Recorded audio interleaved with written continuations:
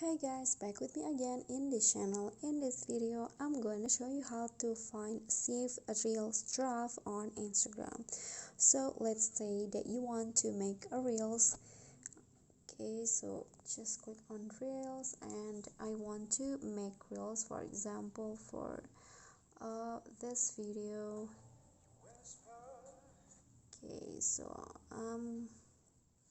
for example, I want to create this Reels, but then I want to edit it for later, so I want to upload it later. You can just click on save draft.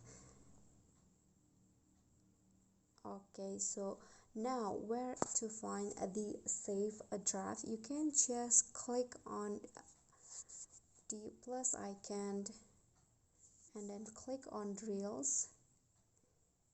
Here you just need to click on the plus at the bottom, and here you'll find the draft option. So that's the first way to find the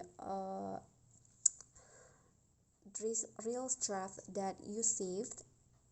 But then you can also do that by clicking on your profile. You can also find your draft Reels on your profile and click on Reels right here, and here is your draft. You can just click on this and then you'll find the draft that you saved before on Reels.